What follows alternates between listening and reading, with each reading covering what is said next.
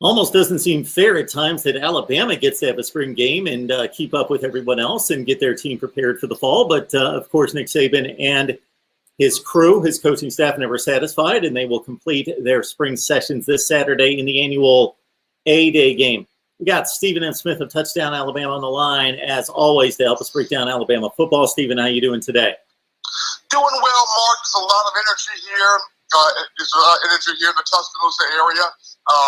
Aside from the spring game, a lot of this energy is geared toward there's a new elephant on the campus. Big Al has to share the responsibility of the love he gets from the fan base as a 19-foot, 7-ton elephant bronze statue by the name of Tuska has made an appearance in Tuscaloosa. So hopefully no jealousy from Big Al as he has to share the fans with Tuska. Well, there's only so much room outside the stadium for more statues. I know the Bear, of course, has one. Nick Saban will have one someday. So they've got an actual statue that's going to be permanently outside the stadium? They have an actual statue that's outside Bryant-Denny Market on the southeast corner of University Boulevard and Wallace Wade Avenue. Now, in terms of the coaches that have statues, you're correct. Paul Bryant, Bear Bryant has one. Nick Saban has one. Wallace Wade has one. Frank Thomas has one. And Gene Stallings has one. So now they have built one for Tuska. So once again, my thoughts are with Big Al. No jealousy from his end, hopefully. Now, see, the last time I was there, Stephen, it was prior to Stallings' statue and, of course, Nick Saban's statue. I'm talking early 2000, 2001, in that range. So Nick Saban, I guess this passed me by that Nick Saban already has a statue, even though he's not completed his coaching tenure. He's got one. I think University put his together, I want to say after the second national championship. It probably was the third, but more than likely after the national title in 2011, they went to work on the Saban statue. Yeah, well, his credentials are well documented and pretty secure. He could go 0-12 for 10 consecutive years, and he's still right at the top of the list. All right, we got Stephen on the line from touchdownalabama.com. His show, In My Words, comes your way right here on YouTube, Monday, Wednesday, Friday at 6 o'clock Central Time. I would encourage everybody to head over to Touchdown Alabama right here on YouTube, and you can do that also on your favorite audio platform. Just tremendous in-depth Alabama football coverage. All right, Stephen, Bryce Young, he's a star before he's really even done anything at this level. Of course, we saw glimpses of him last year through his first collegiate touchdown pass, but of course, all eyes are going to be on Bryce Young, and is he everything that we expect him to be? Kind of idea. Mark, I have never seen this type of energy and anticipation and expectations for this upcoming spring game. And I've been wanting to say that this is the most important, significant, pivotal spring game of the Saban era due to the fact that fans and us as media personnel, we didn't get this last year because of COVID-19. We didn't get this because of the coronavirus pandemic. It was pried from our hands. But for a lot of the Tide faithful out here, they are tired of hearing, they're tired of hearing the stories, reading the page clippings. They want to see, is the magic real for themselves? When you talk about one, Bryce Young, Coach Saban has been very high on this young man. He has had an incredible spring through 2 scrimmages. We're looking at 7 touchdown passes for him. He's talked about it. Bryce has taken full command of the playbook, full command of the offense, full command of the team. But now the people, the consumers of Tide football, they're ready to see it. Is the magic real? Can he be consistent? Is this guy the real deal? I've waited a good minute to see what Bryce Young can do. I mean, if you could take the pulse of the Bama fans right now, Mark, it'll be like a flock of pit bulls waiting for that scrap of meat to fall.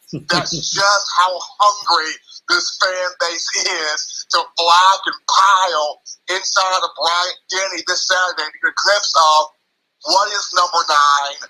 Is he the real deal? Is it real? They're ready to see Bryce Young.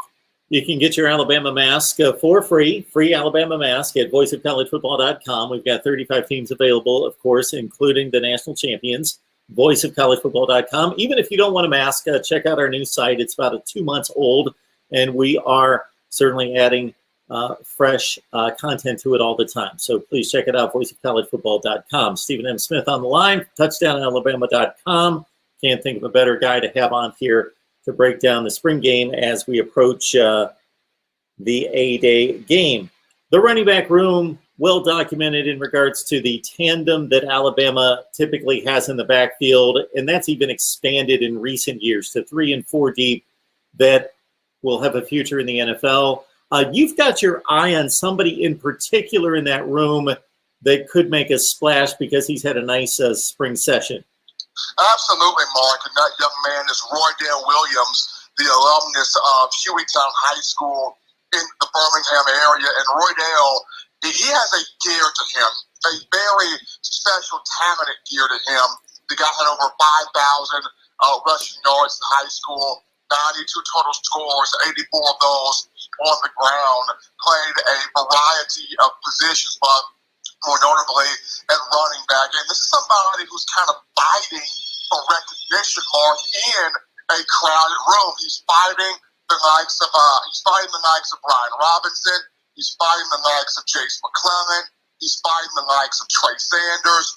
He's fighting the likes of Keelan Robinson. Just so many guys in a crowded room, in a crowded area that Roydell is trying to get the coaching staff to see him, look at him, and recognize what his potential is, his capabilities are. But in the tied second scrimmage, Mark, the young man really came to life out there on the field. Had over 100 yards rushing, including he broke a 40-yard touchdown run to the house, showing the burst, showing the speed, the gear, the athletic ability, the acceleration. And even though the Tide had a few offensive linemen dinged up, in that second scrimmage, it didn't matter who were the linemen in front of Roydell. Number 23 had a goal in mind. He ran with purpose. He ran with drive.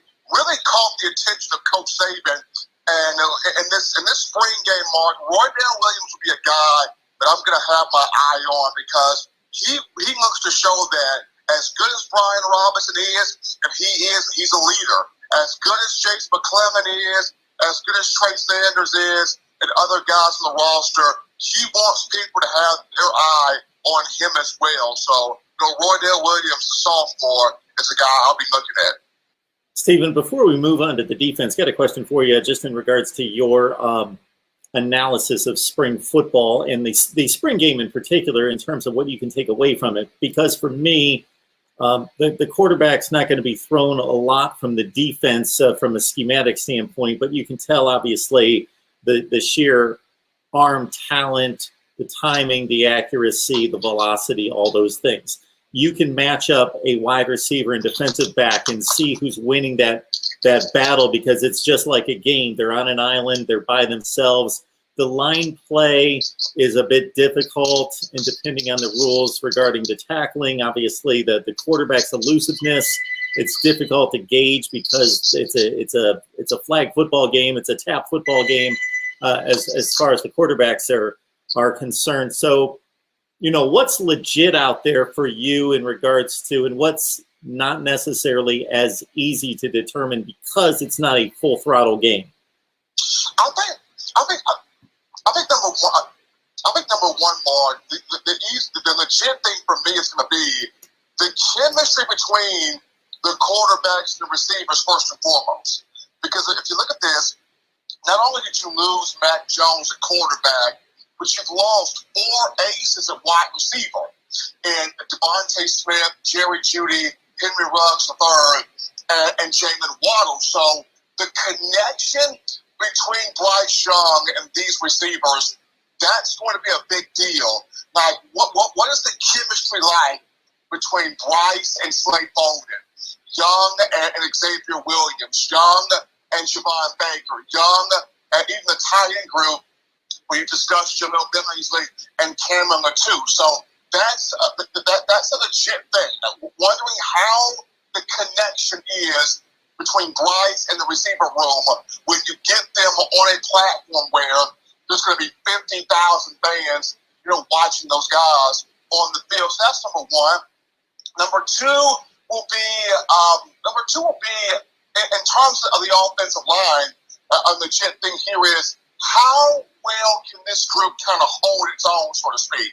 Because you're going up against a veteran defense, an experienced defense, and guys that have a lot of playmakers on that unit. If the offense can kind of stalemate that group a little bit, then there'll be moments where the defense will be able to get to Bryce Young and touch him down, or two-hand touch and that type of ordeal. But how much can the offensive line sort of stalemate this group? Because if they can do that and kind of keep the defensive front from actually touching Bryce Young down, then that kind of tells Nick Saban, okay, I got a banged up group here, but they're still able to give me quality.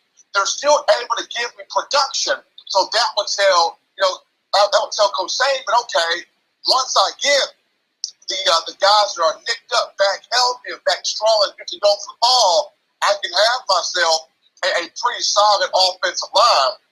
And then defensively, the one legit thing here, Mark, is the speed of the game. How fast are these linebackers getting to the football? How fast are these defensive linemen, coming off the ball? And then the big thing here is the ability for this secondary to react and make plays, on the ball. And since 2018, the offense took over for Alabama. Ever since the Tide signed Tua Tagovailoa in 2017, and of course, the 3 years after that, Alabama has been more so offensive oriented. For the first time in a while, you got all of your talent, you have all of your experience, you have all of your marquee playmakers on defense. Pete Golding is now in his fourth year, his third year as the defensive play caller. So everything has sort of set up for not only him to take the step forward, but also the defense as a whole to say, we're done taking that back seat. We've heard all the talk about, we're not that good, we're not that great, and all the naysay out there. This defense is ready to sink its teeth into college football and really do some things. So the legit things, Mark, you can take from this A-Day game, number one, the chemistry that Bryce Young will have with these receivers, what will that chemistry look like? Will they be on the same page? Can they be on the same page? Can this offensive line sort of stalemate of his defense run a little bit? And then last but not least, the defense in terms of how much speed will they be able to generate in getting to Bryce Young, touching him down, affecting him, and affecting that first-team offense once it takes the field on Saturday. So basically, Stephen, I think you answered my curiosity regarding the excitement over this defense in particular, because, of course, more so than anything else, this championship run under Nick Saban was built first and foremost, as you stated, on defense, but the layers of 5 and 4 stars at every position are there every year. It's really no different. It just is just talent just stacked upon talent. So it's basically Golding being there for 4 years now, and most of the productivity, not just talent, but experienced, productive talent, all coming together with the same roster, the same team this year. That's the excitement. Absolutely. I mean, you've got fans that want to see, and I know Nick Saban has mentioned that he's kind of gotten at peace with, defenses nowadays not going to be as dominant, as elite, as stifling as those in 5, 10, even down to 3 to 4 years ago. But you still have a lot of the Bama faithful as far as the fans, and you still have a lot of the Bama players on defense that feel like we can still pull out moments where we can stifle teams, we can dominate teams, we can have an opportunity to shut some teams down and take some programs out of their element there's a chemistry right now going in the inside linebacker room where Christian Harris and Jalen Moody are concerned. Those two play incredibly well off each other. You know what you have an outside linebacker with Will Anderson and Christopher Allen back. You got incredible depth there on the defensive line. In the secondary, Josh Jobe is a corner up in the first team group. Jalen Armour Davis is holding right now that second starting corner spot on the first group. Your two safeties are pretty much locked in now with Jordan Battle and DeMarco Hellams. It's now come down to there's a battle for one starting spot left in that nickel package, and that's at star between Malachi Moore and Brian Branch. So a lot of fans highly anticipating this defense to be back where they're used to seeing it. But this is a spring game, Mark. As I mentioned, people are just antsy right now. They want to see Bryce Young. They want to see Bill O'Brien. They want to see what this offense can do. And then they want to see defensively, can Pete Golding take that step forward and being a strong defensive coordinator?